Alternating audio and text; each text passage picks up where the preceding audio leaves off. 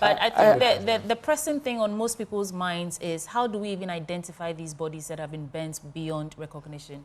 And to help us share the perspective on that, we have Professor Dr. Paul Osei Sampene. He is a forensic or histopathologist at the Department of Pathology, School of Medicine and Dentistry, Kwame Nkrumah University of Science and Technology, and also a consultant pathologist. Professor Sampene, thank you for joining us on the AM show. And we want to understand what are the options available to help identify the bodies, because from the video circulating all around, really, not just social media, it appears the bodies have been burnt beyond recognition. I was particularly sad to see that a body was carried in the cocoa sack. You know, what can we do moving forward to help us identify which body belongs to which personality? Okay, thank you so much. And let me just extend my greetings to your host and then your panel, those that gathered at the studios and discussing the issue, and whoever is also worried about what has happened and what happened yesterday. My condolences to the government, the people of Ghana, and especially to the families of these gallant men as they are being described. Indeed, they are gallant in the sense that they were going to do something that is just, something that is on the heart of every Ghanaian, if my information serves me right, or my information that have been given is the right thing. However, back to your question, when such cases happen, I would like to speak in general terms. I wouldn't like to, narrow it only to the 8 people or 9 who were involved in that accident yesterday. Yeah. Yeah. In such instances, there are so many investigative procedures or mechanisms by which one can identify the body, even if they lump them all together as like what I didn't see that anyway. I didn't watch the videos or the pictures as it's depicted on the TVs. But then what I know is that it's not a big deal. It's not a big thing to identify the body. And I believe that those who will be, responsible for identification and probably the cause of death will actually be able to do that. There are a lot of things like DNA is there. Post-mortem computer tomography is also there. There are so many, of course, we don't have the PMTT in Ghana, but there are some experts or there are experts on the ground who can actually go a long way to identify all these bodies and give them to their proper respective families for burial, and then all other things can also actually follow. So as the bodies have been brought to Accra, how do you expect this to be how do you expect the process to be carried out to ensure that we are getting the result within the days that could then allow these families to get the bodies, the remains for burial? The line is very faint, please. Can you come again? Is it okay now? Yeah, I think it's okay. Okay, so I was just trying to find out from you, now that they are in Accra, how should the process begin? How do we get the results we are looking for within the shortest possible time, just so the families that are affected can be given that sort of relief? Well, it's usually when people perish in this manner, the bodies will be sent to the morgue, and then experts will be called. In fact, the process, it takes quite some time, but it shouldn't be, more than a month or that. So those are the things that can be done. The bodies are preserved either together or it's in separate sacks or whatever. They are preserved, and then samples of their bodily parts will be picked up. In fact, God in his, infinite wisdom has given us ways by which DNA information or DNA profiling can be seen even as the person is even dead. We can pick some samples from each and every one, and assuming that we are able to identify their families. All they do is to get some DNA samples from them, and then we take the samples of all those that have been bent, and then try to match them by doing what you call DNA profiling. It's not a simple thing, though, but I'm just simplifying for the sake of the listeners and your listeners too. So it's not a big deal, actually. It doesn't take so long a time. for them to do that. But if that is the only problem that is bothering the country, or for that matter, the investigators, then that is okay. But if they want to go into detail, what really happened that led to the accident, then that one takes a little bit of time for the pathologist or whoever, the forensic pathologist who comes in to look for traces of whether there was an accident or was it a homicide, or was it accident, and all those things. Those are the things that will take a little while for the forensic pathologist to determine. Otherwise, identification is not a big deal at all. So from your experience, how should this be done? Should it just be about just the identification, or it will go further than just the identification, from what you do know about such instances? Well, I would have wished that it goes further than identification or identifying the bodies. I should think that the investigation should go further than just investigating, identifying bodies and giving it to the family members for burial. The bodies are more or less source of evidence, source of information. Even how they were lying on the floor in the forest could have also given some information as to whether there was an accident, or there was just an accidental, or were the people dead before the bodies, before the plane crash, and all those things. All those things are things that could have helped whoever is going to, investigate it further. Should have been probably invited, or maybe given the chance to go and have a look at first and look at what has happened on the floor or on the ground or the accident scene. But from what I'm hearing, I think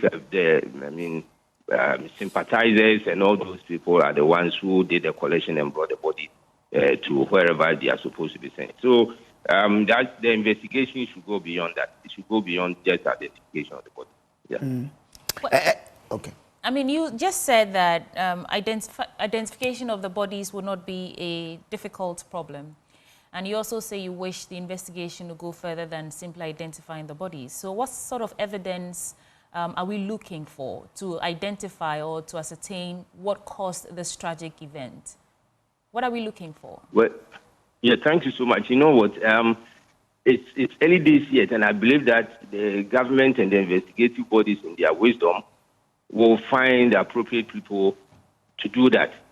So I wouldn't like to take the lead by telling them or trying to suggest to them what to do. So I wouldn't go in that tangent. I would like the system, whoever the leaders or the investigative bodies want them to do, they probably know, or they will know exactly what to do. If they say they need help, that's fine. Then we are all in to assist in that condition or in that situation. But if they are okay with it, I think they can go ahead and get it done. They know, whoever is tasked to do that will know how to go about it. Yeah. What the information that is needed, the material to be collected and everything, they will have the idea as to how to go about it. Now, this question is more for education purposes than, probing or inquiry.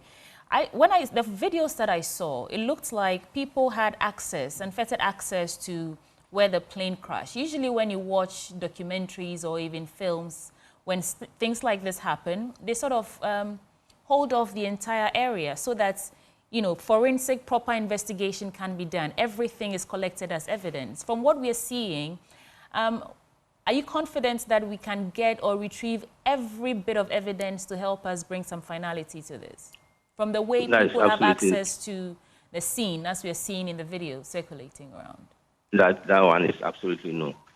Absolutely not. We cannot go into the, like you said, even 60 or 70% of it will be maybe the maximum that we can go. But to go to 100%, like you suggested, is going to be difficult. This thing, like I said, I want to speak on broader perspective when it comes to management of disaster. And I've always said it, and I will continue to say this, that Ghana, it thinks we are a country of people who always act when there's a knee-jerk reactions that we always do. What is the work of this NADMO? NADMO, are they there only to be supplying bed sheets, iron sheets, and all those things. Do you understand? They are to go into some of these things, into educating the masses. You don't need to pay them. You don't need to set up an office and say that these are NADMO people in this constituency or in this village or in this area. You train them, about 5 people or 6, train them, let them be in the system. So in case of this disaster of this nature, what they will do is that they will be the first to go there, or even if they are among the people who are there, they will be coordinating the whole thing that, please, let us not touch it. Let us do this. Let us do that. I know that you have the empathy, you have sympathy for such things, but please, for the sake of investigations and things like that, let us not be handling things. Even our police people, I've always had a cause to tell them, especially when I'm going to do autopsy. The police will come. I'm not saying all police. Most of them will come, and it's tempered with the body. Some of them will write that, foul play is not suspected. And I will tell you that if foul play is not suspected, why do you call me? Do you understand? So just leave it. Let those who are going to investigate do their own thing rather than you trying to suggest to them. And so these are some of the things that Ghana we should look into. The NADMO directions, the NCCE, and those who are maybe fire service and all those things, there should be some education. We don't need to have formal training for these people to manage.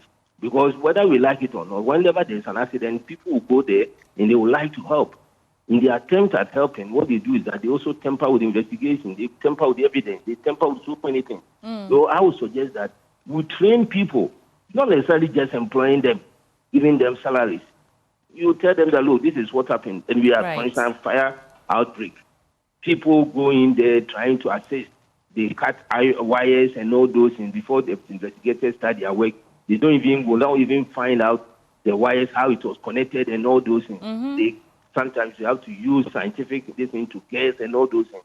So these are some of the things that I feel that any government, anybody who is interested in the welfare and the lives of his citizens, they should be careful and then manage these things very well.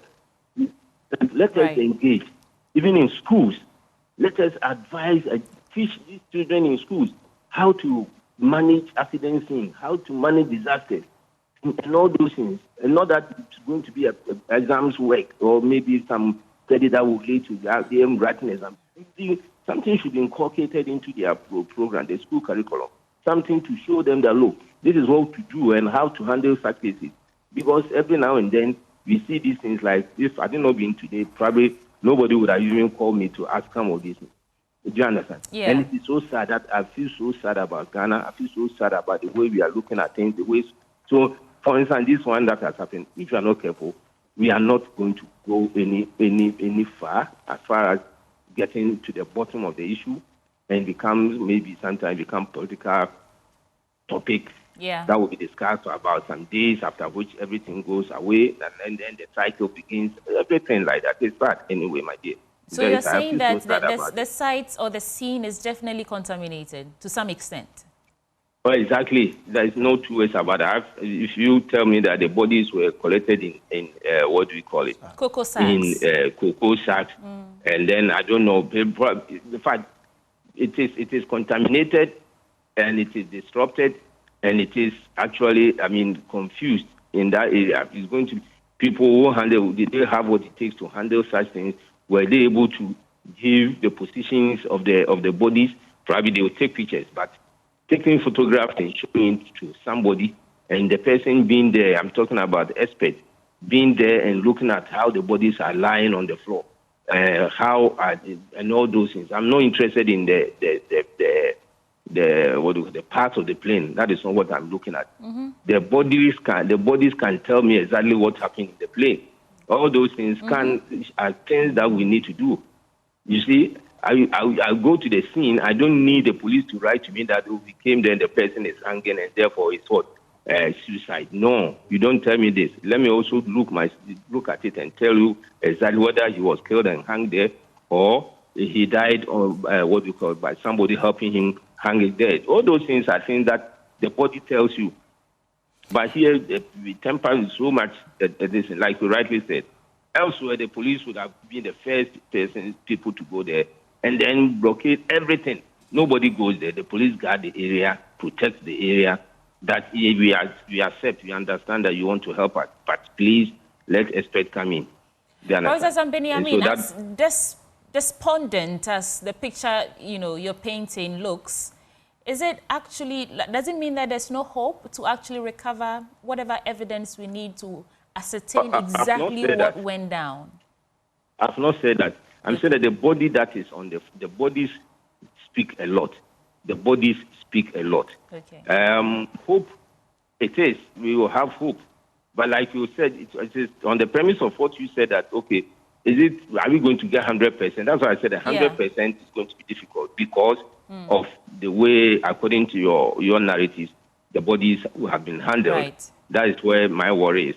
Okay. But I'm saying that if the bodies were to be on the floor and then proper investigation, proper experts have been sent there to have a look at it, give their opinion as to how to handle the bodies, how to, look around and see all those things and the remnants of the bodies and all those. Sometimes maybe they may take it and some remnants might have also been left there.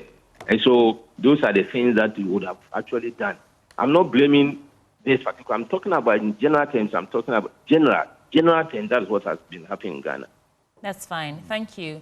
And as much as we are questioning the role of NADMO, is this not more of a Ghana thing than just an agency like NADMO? Is it not just who we are and how we do life here in Ghana? We always being catch up to... We have responsibility. For instance, if you say Ghana thing, doesn't mean that if a doctor does something, or maybe a hospital does something, and maybe a life is lost. Is it Ghana thing? No, okay. It shouldn't be Ghana thing. All should right. be some people who should be responsible. At least people are being given that responsibility of helping in disaster management, and that's what I'm talking about. Let us not widen it to Ghana. We should look at it in that perspective. People who have been tasked to doing that, what are they doing? I'm not blaming one individual person, but that agency in particular, not the head of the agency, not the people working in the agency, that agency, what are they doing to help manage disasters? That's what I'm talking about, please. All right. Thank you so much. Professor Dr. Paul Osei Sampene, forensic histopathologist, Department of Pathology, School of Medicine and Dentistry, Kwame Nkrumah University of Science and Technology, and also a consultant pathologist.